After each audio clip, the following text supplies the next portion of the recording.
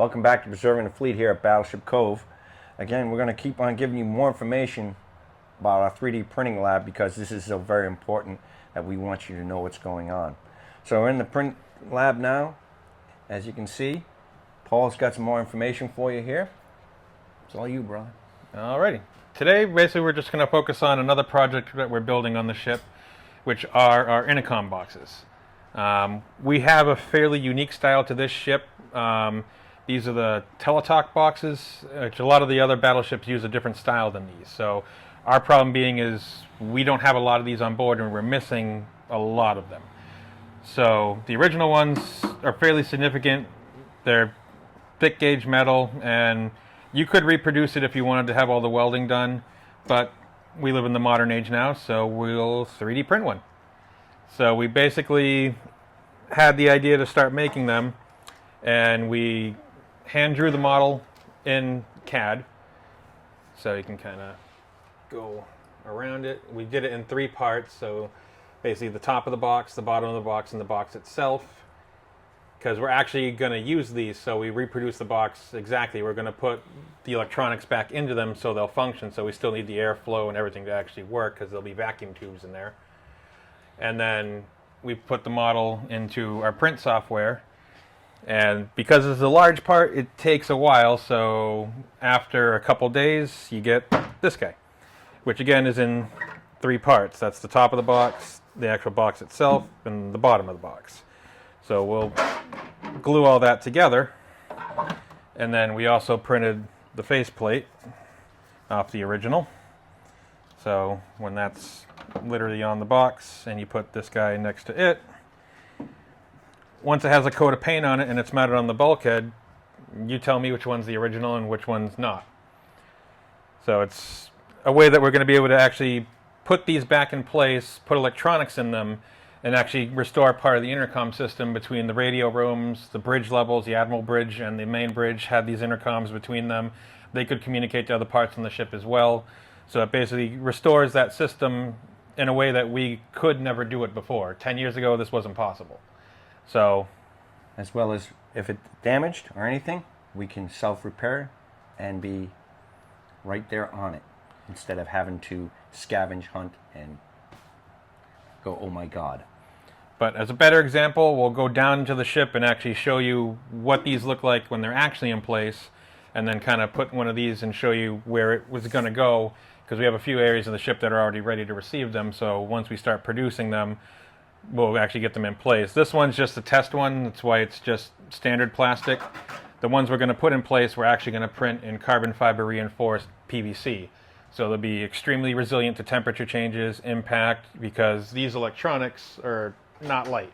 This thing here weighs probably a good 10-15 pounds, and that's got to sit inside that box, and it's got to last for a while. So we need plastic that's going to be really strong to hold those kind of electronics. But we'll go down to the ship now, we'll show you where these are actually going to go, and then we'll continue from there. Alrighty, so now we're down in the ship, we're actually inside the armored con to show you where the intercom boxes, at least the ones for the bridge, are living. We have a couple here, and another one here, and actually a third one right behind Tom, because communications in this part of the ship was really important. They had to talk to pretty much everywhere when they needed to. So you can see the original boxes in place. These are the ones that we actually had some originals of. And now if you compare the one that we'll put in its place, that's the one that we printed. So on the spots in the ship, we'll have these in place of these. We'll still run the electronics inside and everything will look identical, but it'll be an actual reproduced box. But these are where they will actually live on the ship.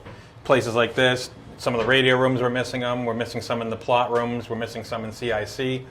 So wherever we're missing them and we don't have the replacements anymore, that's where we're going to substitute these boxes now. So it kind of gets you an idea of where on the ship, if you come down, you'll see these boxes, and be kind of a little game, try to figure out if it's one that we made or if it's one that was original.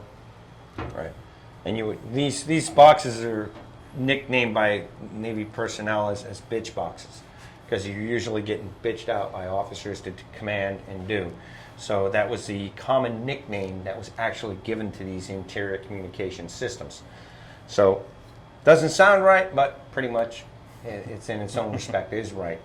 So you've got three groups, and you'd probably be wondering too, is why would you have three different ones?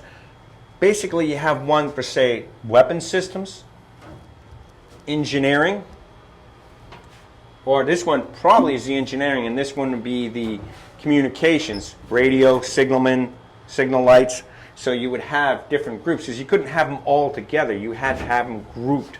So this one would probably be communications, this one would probably be engineering, and this one would probably be weapons.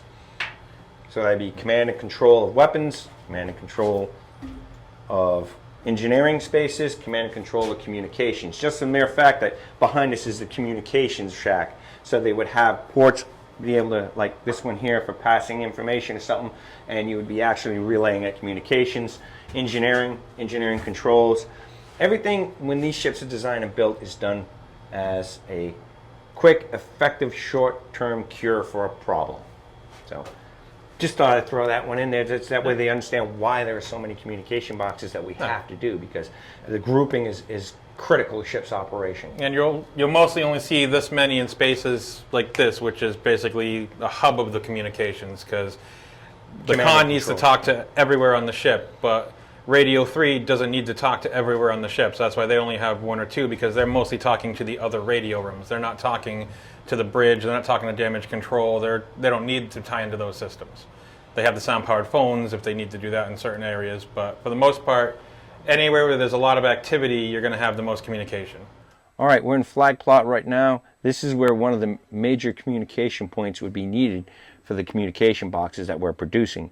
As you can see up in here, if you come close and look, you'll be able to see an actual functioning original box. Now, with that, and you can see the difference here is we're slowly working it. And we'll be able to have these up throughout the ship. So now you could have the actual setup. Whoop. And you can see. We're getting there. But one of the many projects that we're working and what we can produce for historic ships. So, not just electronics, but other functional ship parts as you saw. As well as we have these items that we're looking at reproducing. Caps here. This is for the expansion tank on the 5-inch 38s, which everyone's probably missing these because they're brass. But we need to preserve things and keep them functional as well.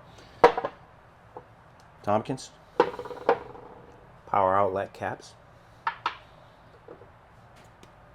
Vise for the fire, recocking and decocking lever for the 5-inch 38. So we're going to take these and reproduce them. Even the bench we can reproduce. So every magazine had one, and these haven't changed for 100 years, and they're still in use in the fleet today. So we can actually reproduce these as well. Depends on how many spaces and what we plan to do. The possibilities are endless. Here's only a small start that we're starting.